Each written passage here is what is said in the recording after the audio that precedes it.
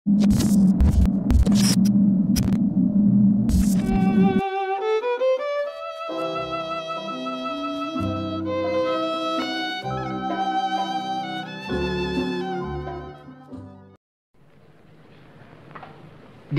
selamat kepada tuan-tuan dan puan-puan. Sebelumnya, izinkanlah saya memperkenalkan diri kepada yang belum mengenal saya dulu. Saya ialah A.S.P. Latif.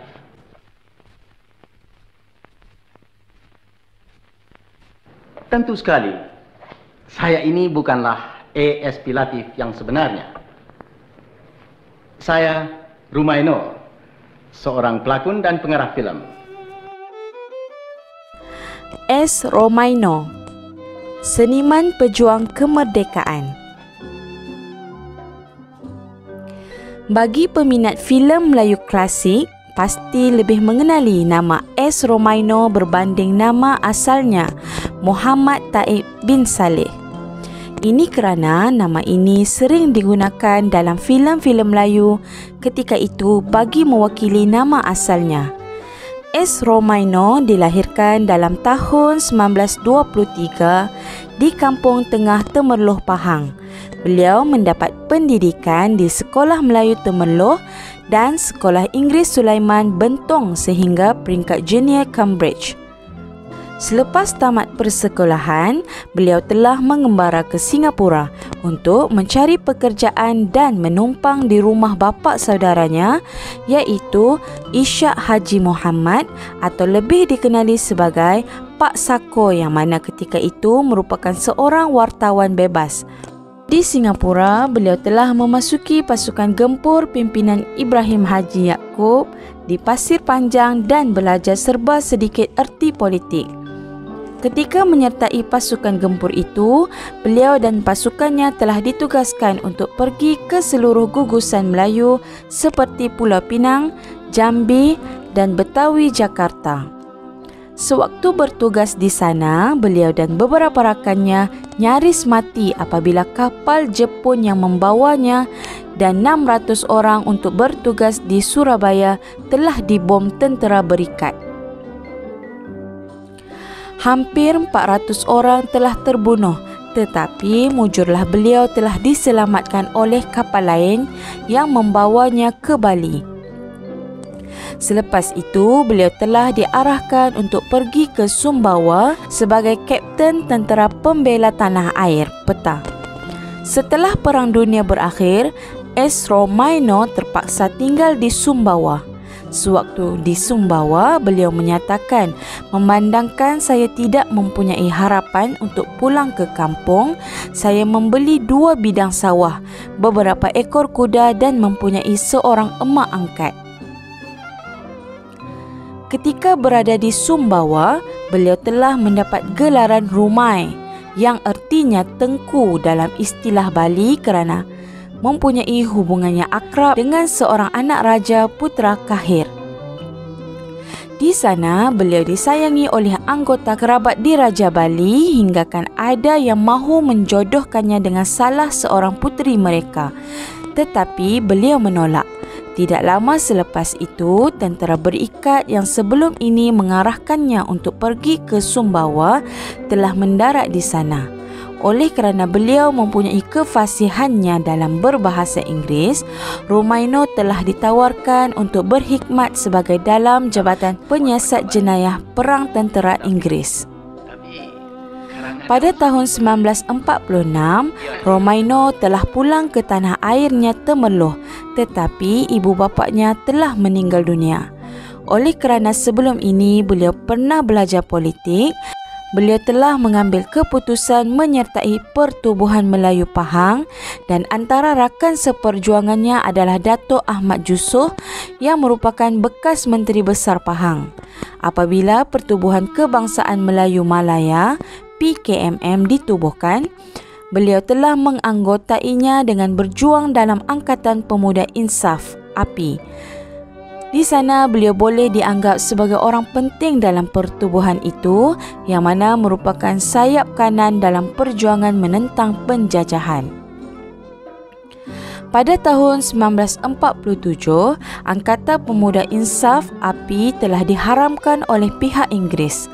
Setelah itu, beliau telah mengambil keputusan berhijrah ke Kuala Lumpur dan bekerja sebagai kerani kereta api Tanah Melayu selama sebulan sebelum ke Singapura dan bertemu semula dengan Ishak Haji Muhammad serta menjalin persahabatan dengan beberapa wartawan akhbar utusan Melayu termasuk A. Samad Ismail dan Datuk Melan Abdullah. Pada mulanya, saya ingin menjadi seorang penulis seperti mereka. Tetapi, A. Samad Ismail menyarankan lebih baik saya menjadi bintang filem kerana rupa saya yang katanya boleh tahan. Maka secara tidak langsung Samad Ismail adalah orang yang membawa saya ke dunia perfilman. Kerana beliaulah yang memberitahu saya bahawa syarikat filem Shaw Brothers sedang mencari pekerja dan pelakon-pelakon baru, kata Romaino. Setelah menjalani satu uji bakat di studio syarikat itu, pengarah B.S. Rajan telah menawarkannya berlakon dalam filem Cinta di samping seniwati Siput Sarawak dengan memegang peranan utama. Bakatnya dalam bidang lakonan itu banyak digilap oleh pengarah dari India, B.S. Rajan. Ketika itu namanya bukan S. Romaino. Beliau masih ingat lagi B.S. Rajan menyatakan kerana awak hendak menjadi bintang filem, nama Muhammad Taib tidak menarik. Awak harus tukar nama. Setelah berfikir-fikir nama yang sesuai, beliau teringat ketika berada di Bali, kawan-kawannya memanggil Romaino. Dengan tiada pilihan lain, saya tambah huruf S di depan Romaino dan sekarang ini dikenali dengan panggilan S. Romaino. Maka bermulalah kerjayanya sebagai seorang anak seni di syarikat filem Shaw Brothers. Itu hinggakan pernah digelar Raja Bintang-Bintang Filem Melayu dalam 1960-an. Selepas membintangi filem itulah Romaino telah mendirikan rumah tangga dengan Siput Sarawak. Hasil perkahwinannya itu telah dikurniakan seorang anak iaitu Anita Sarawak. Namun jodoh pertemuan ajal maut sudah ditetapkan Yang Maha Esa. Perkahwinannya dengan Siput Sarawak itu hanya mampu bertahan selama 3 tahun sahaja. Khidmatnya di syarikat Shaw Brothers itu tidak lama. Selepas 2 tahun dan menghasilkan 8 buah filem, beliau telah keluar dari syarikat itu dan kemudiannya menghilangkan diri selama 2 tahun. Bagaimanapun, pada tahun 1953, S. Romaino telah menubuhkan keris filem production menerusi sokongan dan modal Datuk Lok Wanto, George Parabil dan Simon. Filem pertamanya di bawah lambang keris filem production ialah Nafsu Diikuti Pertaruhan, Duka Nestapa, Kasih Menumpang, Mega Mendung, Tangisan Ibu, Bilal, Azan, Pulau Mutiara, Irama Kasih, Bulu Perindu dan Selamat Tinggal Kekasihku. Kalau kita kerja di tanah ladang, hasilnya tentu terang. Ubi, kayu, bayam dan kacang panjang boleh makan dan dijual.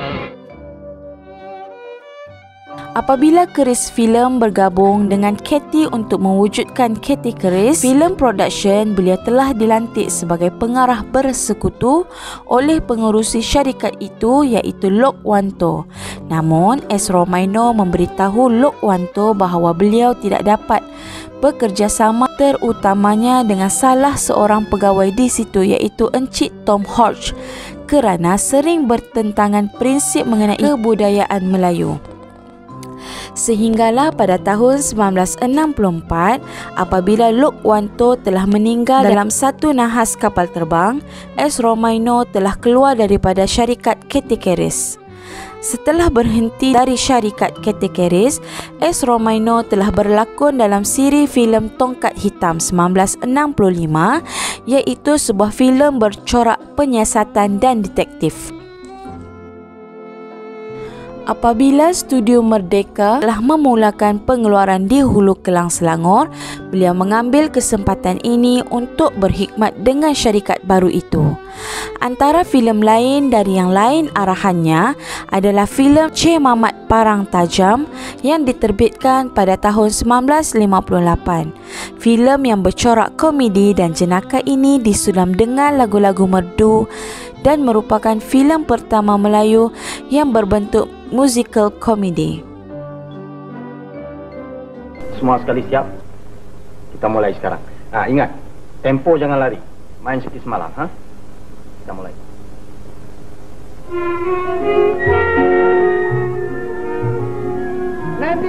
Nanti. 3, 4, 1.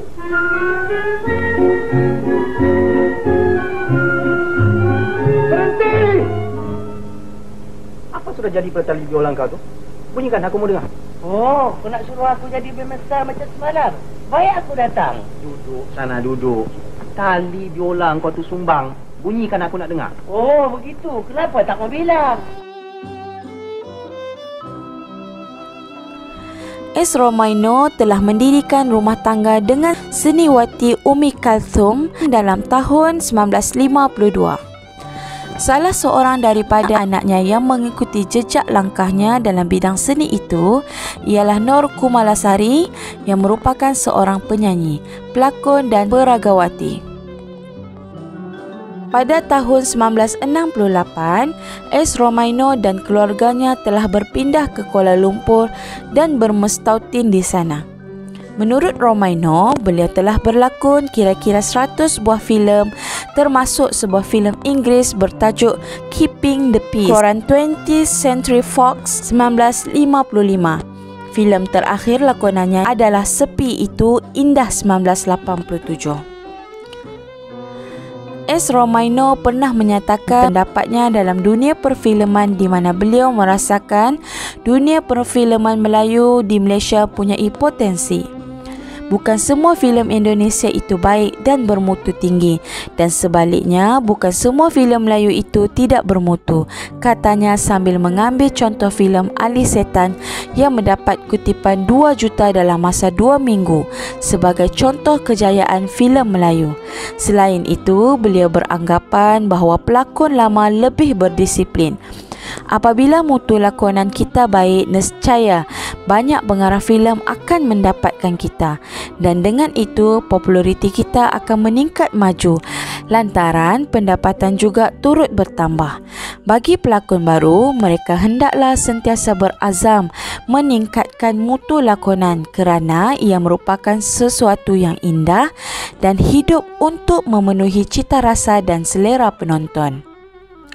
Sepanjang karirnya bergelar anak seni, beliau pernah memegang beberapa anugerah seperti Anugerah Mengenang Jasa P. Ramlee pada tahun 1983. Beliau yang memenangi anugerah yang baru pertama kali diperkenalkan itu telah membawa pulang hadiah berupa sebuah trofi dan wang tunai RM10,000. Menurutnya, wang ini akan digunakan untuk menunaikan ibadah fardu haji kali ketiga. Sebelum ini, beliau pernah menunaikan ibadah fardu haji itu bersama isterinya Umi Kalsum pada tahun 1979 dan 1982. Selain itu, beliau juga merupakan tokoh perfilman Melayu yang pertama dianugerahi gelaran tokoh filem, iaitu Mr. Film Star 1955 oleh 18 buah akhbar dan majalah tempatan, dan pada tahun berikutnya dipilih sebagai bintang pujaan 1956. Semasa berjuang menuntut kemerdekaan dan aktif dalam arena persuratan Melayu dahulu, beliau pernah dihadiahkan tongkat kebudayaan oleh Jawatan Kuasa Pusat Kongres Kebudayaan Melayu pertama di Melaka pada akhir tahun 1957. Selain menjadi pengarah dan pelakon filem, S. Romaino juga pernah menubuhkan syarikat filem sendiri bersama 2 orang rakannya, iaitu H.M. Busra dan Mudaram Haji Othman. Syarikat yang dikenali dengan nama Syarikat Filem dan Suara Malaysia itu menjalankan perusahaan membuat filem-filem dan iklan untuk televisyen dan rakaman radio. S. Romaino telah meninggal dunia pada 16 Mac 1996 di Hospital Mekah, Arab Saudi akibat penyakit paru-paru berair ketika beliau menunaikan umrah bersama isterinya Ummi Kalsum. Kematian seniman ini di Tanah Suci Mekah itu telah mengejutkan industri perfilman tanah air.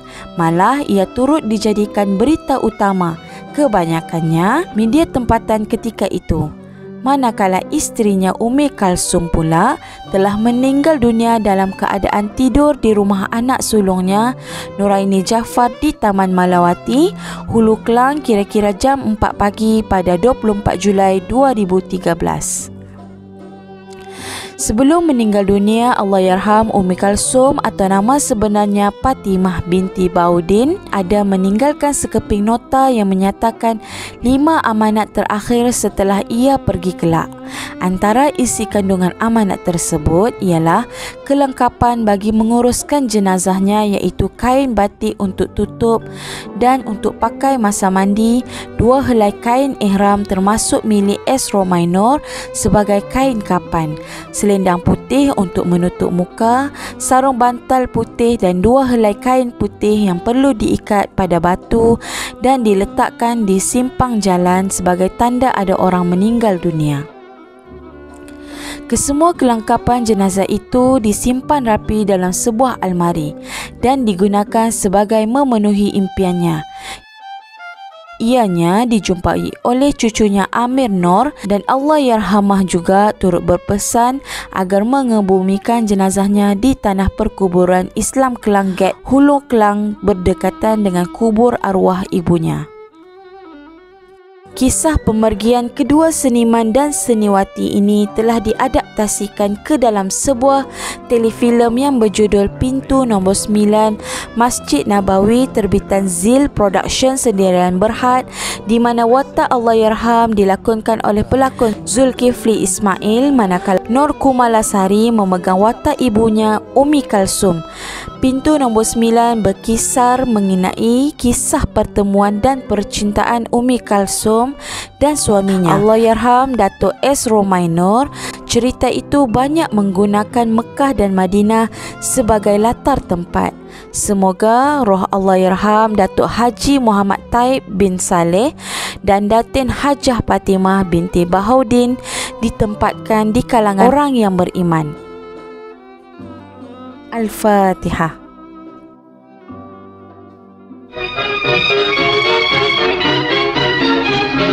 Bangunlah pagi, teruslah mandi, kita bersama setiap hari. Marilah mandi, kita semua. Kalau tak mandi, badan pun lemah. Tengoklah aku, cergas selalu, badanku sehat, oh sudahlah tentu. Marilah mandi, kita semua. Kalau tak mandi, badan pun lemah. Tengoklah aku, gaya badanku, semua gadis gilakan aku. Marilah mandi, kita semua. Kalau tak mandi, badan pun lemah. Tengoklah aku dengan lembuku, dah berapa tahun mandi tak tentu. Marilah mandi, kita semua. Kalau tak mandi, badan pun lemah. Tengoklah aku memukul gendang, sudah memukul, hatiku senang. Marilah mandi, kita semua. Kalau tak